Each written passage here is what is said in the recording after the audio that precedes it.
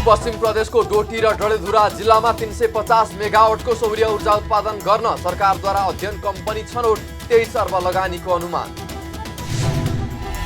Petroleum पदार्थको मूल्य वृद्धिबारे संसदीय समितिले छानबिन गर्ने आईओसीको एकाधिकार तोड्न पूर्व मुख्य सचिव तथा राजदूत नीलामणि पौडेलको आग्रह, चीनसँग पनि खरिद गर्न सुझाव। र सरकारले स्थानीय तहको निर्वाचन घोषणा गरेसँगै शेयर बजारमा दोहोरो अङ्कको गिरावट, कारोबार रकम र शेयर संख्यामा भने केही सुधार।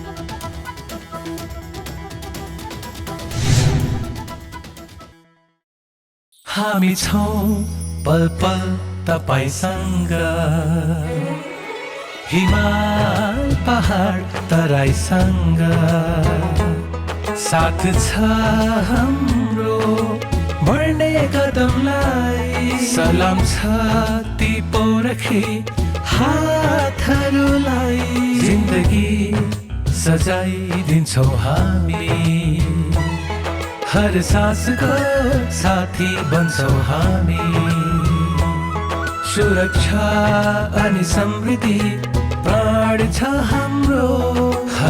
आफू पनि बचौं, अरूलाई पनि बचाऊ। आजै नेपाल लाइफमा जीवन बिमा गरौँ। हामी हौं नेपाल लाइफ। नेपाल लाइफ, किनकि जीवन अमूल्य छ।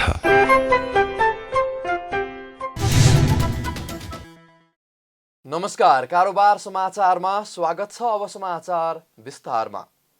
सरकारले सुदूरपश्चिम प्रदेशमा 350 मेगावाटको सौर्य ऊर्जा उत्पादन गर्न अध्ययन कम्पनी छनौट गरेको छ।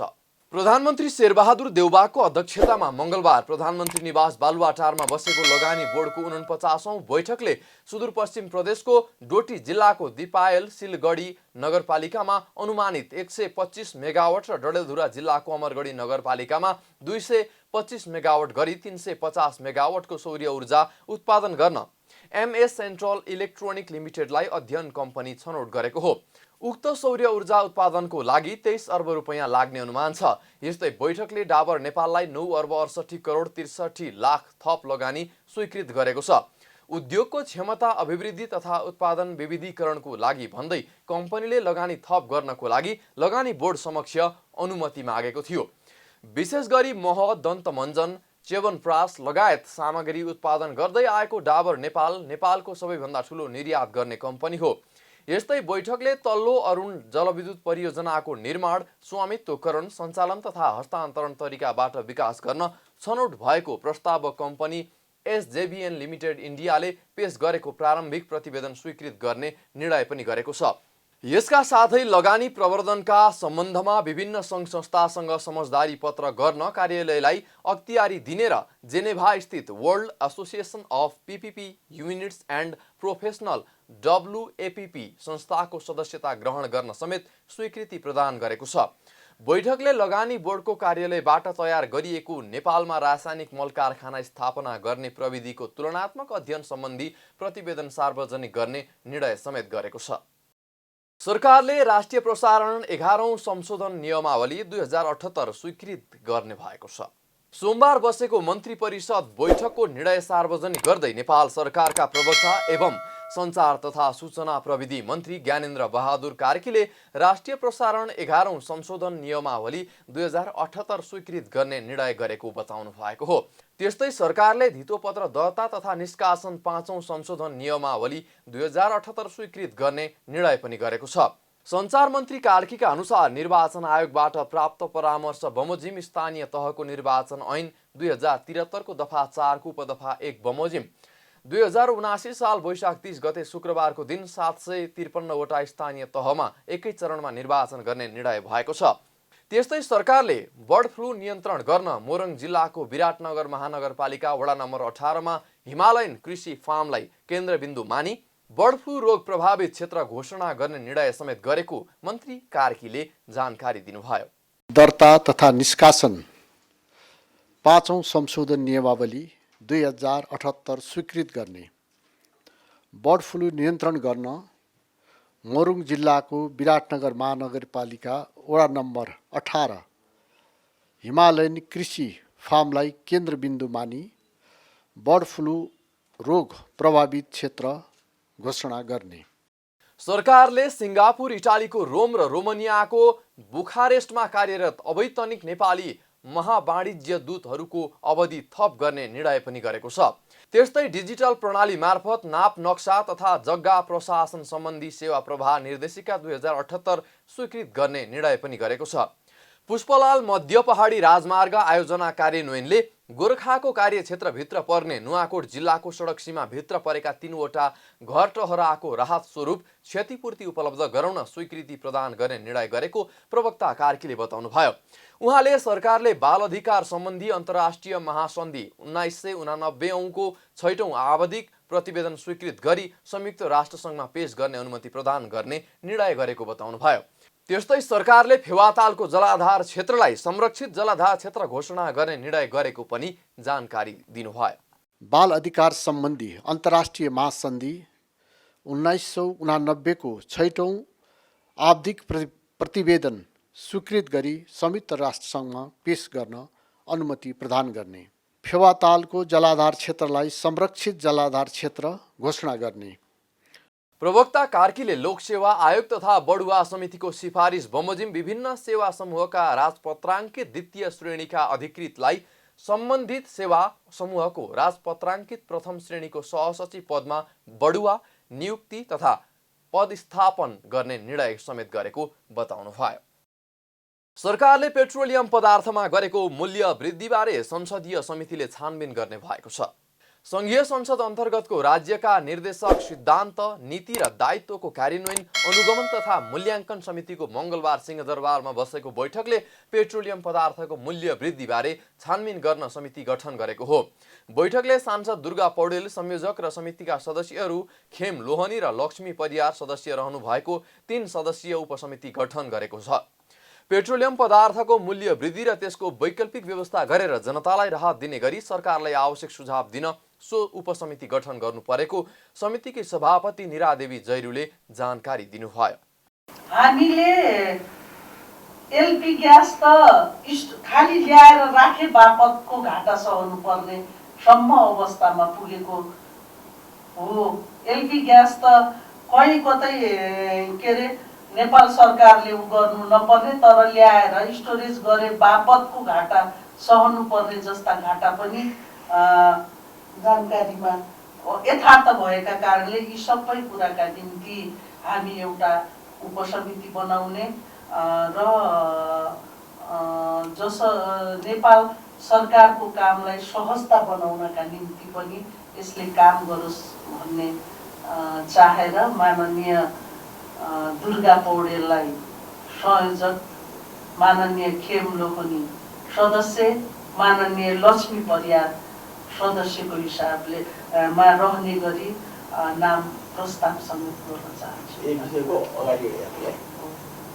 बैठकमा समितिका सदस्यहरूले आयातित पेट्रोलियम पदार्थका कारण जनता मारमा परेको उल्लेख गर्दै त्यसबाट निकास दिन नेपालभित्र पेट्रोलियम पदार्थको अन्वेषणको कामलाई तीव्र गतिका साथ अघि बढाउन सरकारसँग माग गर्नुभयो। अहिले त हामीसँग 23 अर्ब 50 करोडको घाटा छ भने हामी कति धान्न सक्छौँ?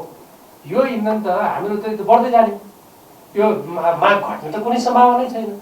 चाहे हामी सामान्य यातायातमा प्रयोग हुने इन्धन भनौँ वा औद्योगिकरणमा या कुनै अरू औद्योगिक गतिविधिमा, त्यो त बढ्ने कुरा त निश्चित छ।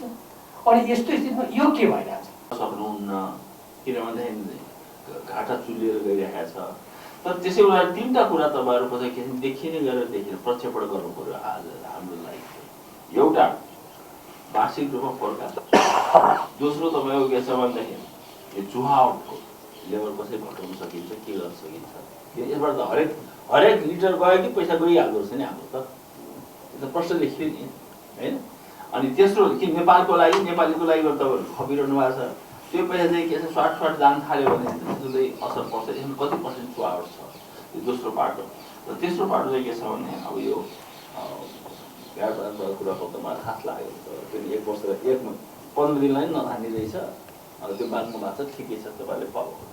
यहाँ चाहिँ प्रयत्नै भएको छैन राज्यको तर्फबाट। कहिले काहीँ चाहिँ मन्त्रीज्यूले इन्डेक्सन प्रयोग गरेर के अरे विद्युत मन्त्रीले भन्नुहुन्छ, ऊर्जा मन्त्रीले भन्नुहुन्छ हामीलाई, त्यसले चाहिँ जनताको चाहिँ सुलभमा चाहिँ विद्युत त त्यहाँ पुगेको छैन। विद्युतसँग वाणिज्यले आयल निगमले बसेर छलफल गरेर यो घाटा, यो हुने घाटालाई चाहिँ पूर्ति गर्नको लागि हामीले प्रत्येक घरमा न्यूनतम चाहिँ 32 एम्पियरको चाहिँ जडान गरिदिने, प्रत्येक चाहिँ परिवारले चाहिँ अनिवार्य रूपमा तिमीले चाहिँ इन्डक्सन प्रयोग गर्नुपर्छ भन्ने, नेपालका सम्पूर्ण कर्मचारीहरूले, राजनीतिक दलहरूले, राजनीतिक पार्टीका नेताहरूले उनको घरमा चाहिँ ग्यास प्रयोग गर्नुहुन्न भनेर चाहिँ हामीले त्यो नीति ल्याइदियो भने त्यसले चाहिँ कति फाइदा होला। यता बैठकमा नेपाल आयल निगमका निमित्त कार्यकारी निर्देशक सुशील भट्टराईले खरिद भन्दा बिक्री मूल्य कम भएकाले पेट्रोलियम पदार्थको मूल्य वृद्धि गर्नु परेको स्पष्टीकरण दिनुभएको थियो। उहाँले आयल निगम घाटामा गएकाले सरकारसँग आवश्यक कोषको व्यवस्थापन गर्न आग्रह गरिएको पनि बताउनुभयो। एकैचोटि करेक्सन गर्नुपर्छ भन्ने पक्षमा हामी सबै छैनौँ, तर जुन चाहिँ एउटा लिमिट छ त्यो लिमिटले पनि गर्नु पर्यो। त्यसले नभ्याउँदाखेरिको केही फन्ड चाहिँ पनि हामीलाई दिनुपर्ने आवश्यकता छ र त्यो फन्ड दिने स्रोत चाहिँ अल्टिमेटली नेपाल सरकारै हो। हामीले नेपाल सरकारसँगै हाम्रो कारोबार कतिपय हाम्रो चाहिँ ट्रान्ज्याक्सन पनि भयो भने केही ट्याक्सहरूमा पनि हामीले जुन अलिकति अघि जस्तो घाट बापत हामीले फिर्ता पाउनुपर्ने पैसालाई पनि हामी पहल गरिरहेका छौँ। हामीले पनि आशा, किनभने अब खरिद मूल्य भन्दा बिक्री मूल्य कम भएपछि भ्याटको प्रिन्सिपल अनुसार भ्यालुएटेड भएर बढ्दै जानुपर्ने हुन्छ, तर हामीले चाहिँ भ्याट बापत पनि फिर्ता पाउनुपर्ने अवस्था पनि यस्तो खालको पनि स्थिति सिर्जनामा छ। त्यो फिर्ता पाउनुपर्ने रकम पनि अब बढ्दै जाने स्थिति छ। अब हामीले त्यता पनि भनिरहेको छौँ, भाइ हजुर हाम्रो चाहिँ भ्याट बापत पैसा फिर्ता पाउनुपर्ने छ, यो हामीले चाहिँ अब दाबी गर्छौँ, हामीले त्यो पैसा चाहियो भनिएको अवस्था पनि छ। निगमले सरकारलाई कर बुझाउनु पर्ने अवस्था भएकाले पनि झनै घाटाको सामना गरिरहनु परेको पनि स्पष्ट पारेको छ। पूर्व मुख्य सचिव तथा राजदूत लीलामणि पौडेलले इन्डियन आयल कर्पोरेसन IOC को एकाधिकार नतोडेसम्म पेट्रोलियम पदार्थको मूल्यमा देखिएको समस्या समाधान नहुने ठोकुवा गर्नुभएको छ। आइतबार पेट्रोलियम पदार्थमा भइरहेको मूल्य वृद्धि समस्या र निकास विषय अन्तर्क्रिया कार्यक्रममा बोल्दै पूर्व मुख्य सचिव तथा राजदूत पौडेलले IOC को एकाधिकार नतोडेसम्म पेट्रोलियम पदार्थको मूल्यमा देखिएको समस्या समाधान नहुने बताउनु भएको हो। उहाँले हालको समस्या मूल्यको मात्र नभएर नेपाल सरकारले पेट्रोलियम पदार्थको बिक्री वितरणमा नेपाल आयल निगमलाई IOC को एउटा शाखा जस्तो बनाएर कारोबार गर्ने नीति रहेको बताउनु भयो। उहाँले राज्यको यही नीतिको कारण निगम पटक पटक एउटा कम्पनीको बन्धक भएको भन्दै सरकारको नीति नै खतरनाक रहेको बताउनु भयो। उहाँले पेट्रोलियम पदार्थ आधारभूत आवश्यकता भएका दैनिक उपभोग्य वस्तु खरिद गरे जस्तो नभएको समेत बताउनु भयो। आधारभूत रूपमा हामीले छलफल गर्नुपर्ने विषय मूल्य मात्रै होइन। पेट्रोलियम पदार्थको बिक्री वितरणमा नेपाल आयल निगमलाई इन्डियन आयल कर्पोरेसनको एउटा ब्रान्ड जस्तो, उसबाट नियन्त्रित एउटा शाखा जस्तो बनाएर पेट्रोलियम पदार्थको कारोबार चाहिँ जुन गर्ने राज्यको जुन नीति छ त्यो नै सबभन्दा खतरनाक छ र त्यो चाहिँ खराब नीति हो। त्यही नीतिले गर्दाखेरि हामी पटक पटक चाहिँ हामी बन्धक भएको छौँ। एउटा कम्पनीको बन्धक, मुलुक बन्धक भएको छ। पेट्रोलियम पदार्थ भनेको यो कुनै हाम्रो आधारभूत आवश्यकताको दाल चामल खरिद गरे जस्तो पनि होइन, लत्ता कपडा जुत्ता चप्पल किने जस्तो कुरा पनि होइन। पूर्व मुख्य सचिव तथा राजदूत पौडेलले IOC को एकाधिकार तोड्न भारतकै अन्य कम्पनी अथवा चीन सरकारसँग इन्धन खरिद गर्न सरकारलाई सुझाव पनि दिनुभएको छ। उहाँले तत्कालका लागि चीनसँग कुल खपतको 20% इन्धन खरिद गर्न सुझाव दिनुभयो। उहाँले राष्ट्रिय प्राथमिकता किटान गरी जुनै सरकार आए पनि नीति परिवर्तन नहुने विश्वास दिलाउन सके चीनसँग इन्धन खरिद गर्न कठिन नहुने पनि बताउनु भयो। मेरो राष्ट्र बन्धक बन्यो एउटा कम्पनीको, त्यो हुनु हुँदैन। त्यसकारण यो विकल्प खोज्नुपर्छ र अहिले हामी धेरै सकिँदैन 20% पेट्रोलियम प्रोडक्टबाट लैजाउँ, राष्ट्रिय एजेन्डा बनाएर आउँ, चीनसँग कुरा गरौँ। उनीहरूले डाइभर्ट गर्न खोज्ला, उनीहरूले अरू विषय भन्न खोज्ला, हामीलाई केही थिएन, केही पनि चाहिँदैन, दिन्छौँ ठिकै छ, तर यो हाम्रो प्राथमिकता र यो हाम्रो राज्यको कुरा हो। म मन्त्री हुन्छु, प्रधानमन्त्री हुन्छु, परराष्ट्र मन्त्री हुन्छु, हुँदैन, केही मतलब छैन, जोसुकै आए पनि हुन्छ यसमा भन्ने कुरा हामीले चाहिँ एक ढङ्गले भन्यो भने चाहिँ हामी पेट्रोलियम पदार्थको सप्लाई चाहिँ हुन्छ। यो स्ट्राटेजिक कमोडिटी हो, एउटा कम्पनीको बन्धक नबनाऊ। यस्तै पूर्व मुख्य सचिव तथा राजदूत पौडेलले आयल निगमभित्र देखिएको व्यथितिका कारण मूल्यमा समस्या हुने गरेको आरोप पनि लगाउनु भयो। उहाँले राजनीतिक पार्टीहरूले जबसम्म दलाल, तस्करी, भ्रष्टाचारीहरूसँग पैसा उठाएर मतदाता किनेर चुनाव जित्ने हरकत छाड्दैनन् तबसम्म निगममा व्यतिथि रहिरहने ठोकुवा पनि गर्नुभयो। पछिल्लो समय अन्तर्राष्ट्रिय बजारमा कच्चा पदार्थको मूल्य बढेको भन्दै आयल निगमले पनि मूल्य बढाएको छ। यता निगम भने पेट्रोलियम पदार्थ खरिद गर्न पैसा सकिएको भन्दै अनुदान वा ऋण दिन सरकारसँग गुहार माग्दै आएको छ। महिला, बालबालिका तथा ज्येष्ठ नागरिक मन्त्री उमा रेग्मीले भृकुटी मण्डप क्षेत्रको अनुगमन गर्नुभएको छ। भृकुटी मण्डपभित्र रहेका व्यापारीहरूले स्टल भाडा समेत नतिरेको पाइएपछि मन्त्री रेग्मीले मङ्गलबार दिउँसो हङकङ बजार सहित भाडामा लिएका अन्य भवनहरूको अनुगमन गर्नुभएको हो। त्यस क्रममा धेरैले भाडा नतिरेको पाइएको उहाँले बताउनुभयो। मन्त्री रेग्मीले सञ्चारकर्मीहरूमाझ भृकुटी मण्डपभित्र भाडा नतिर्ने र अनियमितता गर्नेमाथि तत्काल कारबाही गर्ने पनि चेतावनी दिनुभयो। आफ्नै आँखाले नदेखिकन त सुधार गर्न सकिन्न। त्यसकारणले यसलाई सुधार गर्न, नियमन गर्न, व्यवस्थित गर्नको लागि सहयोग जसले बस्नु भएको छ उहाँहरूले पनि सहयोग गर्नु पर्यो र यसलाई व्यवस्थित गर्न म चाहन्छु। व्यवस्थित गर्ने क्रममा जसले अनियमित गरेको छ उसले त कारबाही हुन्छ नै। नियमित दायरामा आउनुपर्छ। कारबाही भन्दा नि अनियमित किसिमले चाहिँ नै अधिग्रहण गरेर बसिरहेको छ भने नियमित दायरामा आउनुपर्छ र सबै कुरा व्यवस्थित गर्नु। मन्त्री रेग्मीले भृकुटी मण्डप क्षेत्रको भाडा लगाउने काम बिचौलियाहरूले गरिरहेको उल्लेख गर्दै अब सोझै समाज कल्याण परिषदले भाडा सम्झौता गर्ने व्यवस्था गर्न लागिएको बताए। भृकुटी मण्डपको हङकङ बजारलाई व्यवस्थित बनाउन तत्काल टिनको छानोको व्यवस्था गर्ने मन्त्री रेग्मीको योजना छ। प्लास्टिक छ त्यसलाई टिन लगाएर अलिकति राम्रो स्टल बनाएर कसरी गर्न सकिन्छ, ढल बाटो सबैको व्यवस्था कसरी गर्न सकिन्छ त्यस्तो नबाटा त्यो पनि गर्ने। तर जसले चाहिँ नि पैसै तिरे होइन अटेरी गरेको छ उसले पनि यो नियमभित्र त आउनु पर्यो। सबैजना त नियमै भित्र आउने हो। त्यस कारणले नियमभित्र नियमको दायरामा आउने र सहयोग गर्ने र यो मेरो व्यक्तिगत होइन सरकारी हो, परिषदको हो।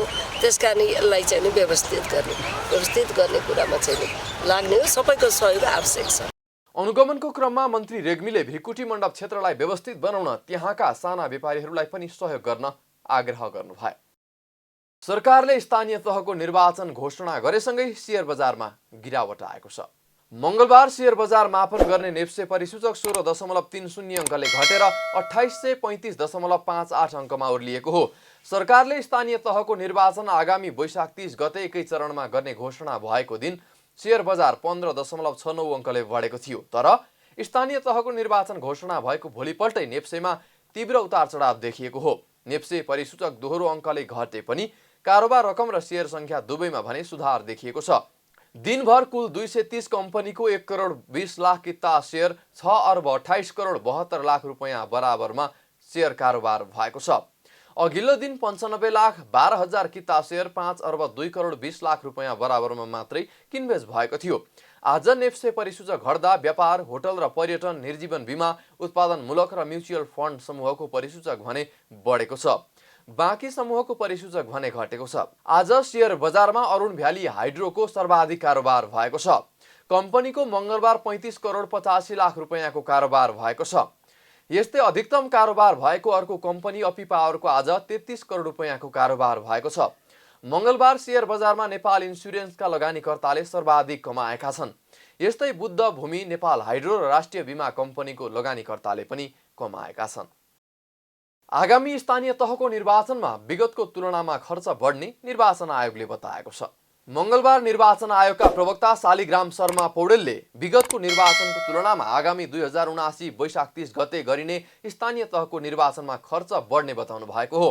आयोगले निर्वाचन प्रयोजनका लागि 120 दिन पाउनु पर्नेमा अब केवल 90-95 दिन मात्रै आयोगसँग भएकाले सबै कामहरू फास्ट ट्र्याकबाट गर्नुपर्दा खर्च बढ्ने उहाँले स्पष्ट पार्नुभयो। सामान खरिदका लागि लामो समय राखेर प्रतिस्पर्धा गराउन नसक्दा आयोगको कर्मचारीले नपुगेर बाहिरबाट कर्मचारी ल्याउनु पर्ने अवस्था लगायतका कारणले निर्वाचनमा खर्च बढ्ने भएको उहाँले उल्लेख गर्नुभयो। जनशक्तिको त्यस्तो समस्या छैन, किनभने निर्वाचन प्रयोजनका लागि निर्वाचन सम्बन्धी कानुनले सङ्घीय सरकार, प्रदेश सरकार, स्थानीय तह, विद्यालयको टिचर, विश्वविद्यालयको कर्मचारी, शिक्षकहरू सबैलाई परिचालन गर्न आयोगले सक्ने गरी कानुनी व्यवस्था छ। त्यसो भएको हुनाले जनशक्तिको समस्या होइन अब हामीलाई समयको मात्रै प्रेसर हो होइन। अब यो चाहिँ पक्कै पनि चुनौतीपूर्ण छ, किनभने अब हामीले 120 दिन समय प्राप्त गर्नुपर्नेमा 90-95 दिनको समय प्राप्त भएको छ। यसले करिब निर्वाचनको लागि आवश्यक पर्ने समयको 25% जति समय कटौती भएको अवस्था हो। यसले गर्दा अब हामीले कतिपय कामहरू फास्ट ट्र्याकमा गर्नुपर्ने अवस्था छ। यसले गर्दा अब केही प्रतिस्पर्धाहरू, लजिस्टिकहरू प्रक्रिया गर्नेमा प्रतिस्पर्धाहरू लिमिटेड हुन सक्ने अवस्थाहरू छन्। अब तपाईले 30 दिनको म्याद दिनुपर्ने ठाउँमा निर्वाचन आयोग ऐनको दफा प्रयोग गरेर 30 दिनभन्दा कम 15 दिन, 20 दिन अथवा 10 दिनको समय दिएर प्रतिस्पर्धा गराउनु पर्ने। त्यसले गर्दा हामीले जुन मूल्यमा हामीले प्राप्त गर्नुपर्ने हो त्योभन्दा बढी पनि हुन सक्ने अवस्था छ। निर्वाचन आयोगका प्रवक्ता पौडेलले निर्वाचनमा भाग लिनका लागि कुनै राजनीतिक दलको सम्बन्धमा विवाद नभएको पनि स्पष्ट पार्नु भएको छ। पछिल्लो समय जन्मिएका नयाँ राजनीतिक दलहरूको विवाद पनि सर्वोच्च अदालत तथा निर्वाचन आयोगले सल्टाइसकेको आयोगका प्रवक्ता पौडेलले बताउनुभयो। हाल आयोगमा 105 वटा राजनीतिक दल दर्ता भएका र निर्वाचन प्रयोजनका लागि दल दर्ताको सूचना प्रकाशित नभएसम्म अरू दल पनि दर्ता हुन सक्ने र निर्वाचनमा भाग लिन सक्ने उहाँले स्पष्ट पार्नुभयो। आयोगले केही दिन भित्रमै 2079 वैशाख 30 गतेसम्मकै लागि निर्वाचन कार्यतालिका प्रकाशित गर्ने तयारी गरेको छ। निर्वाचन कार्यतालिकाको विषयमा छलफल भइरहेको पनि आयोगका प्रवक्ता शालिग्राम शर्मा पौडेलले जानकारी दिनुभयो। अन्तिम मतदाता नामावली प्रकाशित हुन भने अझै 1.5 महिना लाग्ने उहाँले बताउनुभयो। राष्ट्रिय प्रजातन्त्र पार्टीका नेता तथा पूर्व अध्यक्ष कमल थापाले पार्टी परित्याग गरेको घोषणा गर्नुभएको छ। मंगलबार गृहनगर मकवानपुरमा पत्रकार सम्मेलन गर्दै पूर्व अध्यक्ष थापाले पार्टी परित्यागको घोषणा गर्नुभएको हो। उहाँले पार्टीभित्र देखा पर्न थालेको सैद्धान्तिक विचलन तथा गलत प्रवृत्तिलाई सुधारेर आफू बाँकी समयमा पार्टीभित्रै बिताउने र पार्टीमा चाहना भए पनि आफ्नो कुराको सुनवाई नहुँदा पार्टी परित्याग गर्न बाध्य भएको बताउनुभयो। पूर्व अध्यक्ष थापाले राप्रपाका कुनै नेताहरूप्रति आफ्नो वैरभाव नरहेको पनि स्पष्ट पार्नुभयो। अत्यन्त भारी मन तथा पीडा बोधका साथ मैले राष्ट्रिय प्रजातन्त्र पार्टीबाट अलग हुने निर्णय गरेको छु। पार्टीभित्र देखा पर्न थालेको सैद्धान्तिक विचलन तथा गलत प्रवृत्तिलाई सुधारेर मेरो बाँकी क्रियाशील राजनीतिक जीवन पार्टीभित्रै बिताउने र पार्टीमै रमाउने उत्कट चाहना भए तापनि आफ्नो कुराको सुनवाई नहुने भएपछि मैले यो अप्रिय निर्णय लिन बाध्य भएको हो। राप्रपाका कुनै साथीहरूसँग मेरो वैरभाव छैन। सबैको भलो होस् भन्ने कामना गर्दछु। नेता थापाले राज संस्था सहितको प्रजातन्त्र स्थापना गर्ने र राप्रपालाई देशको अग्रणी शक्तिको रूपमा स्थापित गर्ने प्रतिबद्धता जनाए पनि निर्मल निवासको हस्तक्षेपले सफल हुन नसकेको बताउनुभयो। उहाँले निर्मल निवासले प्राविधिक रूपमा पार्टीको आन्तरिक मामिलामा हस्तक्षेप गरेको आरोप पनि लगाउनुभयो। राज संस्था सहितको प्रजातन्त्र स्थापना गर्ने र राप्रपालाई देशको अग्रणी शक्तिका रूपमा स्थापित गर्ने, कांग्रेस र एमाले सरको पार्टीको रूपमा स्थापित गर्ने मेरो सपना छ। त्यो सपना पूरा गर्नको निमित्त म अध्यक्ष पदमा उठेको छु भनेर मैले उद्घाटन समारोहमा। तर दुर्भाग्यवश निर्मल निवास मेरो त्यो सपनामा तगारो र अनेक किसिमका दबाब दिएर हामीलाई पराजित गर्न प्रयास गर्यो।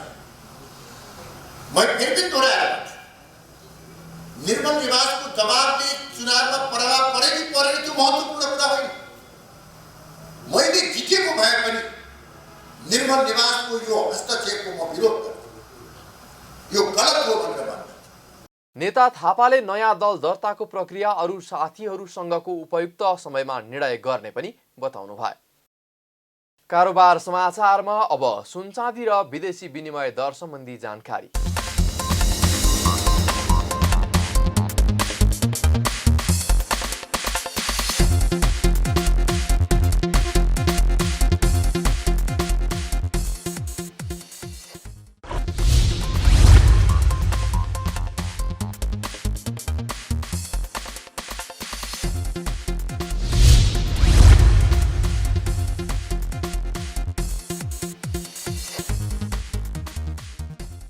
बिदा हुनु अघि अहिलेसम्मका प्रमुख समाचार फेरि एकपटक। सुदूरपश्चिम प्रदेशको डोटी र डडेलधुरा जिल्लामा 350 मेगावाटको सौर्य ऊर्जा उत्पादन गर्न सरकारद्वारा अध्ययन कम्पनी छनौट, 23 अर्ब लगानीको अनुमान।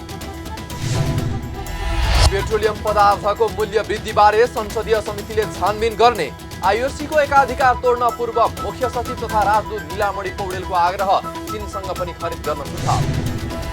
र सरकारले स्थानीय तहको निर्वाचन घोषणा गरेसँगै शेयर बजारमा दोहोरो अङ्कको गिरावट, कारोबार रकम र शेयर संख्यामा भने केही सुधार।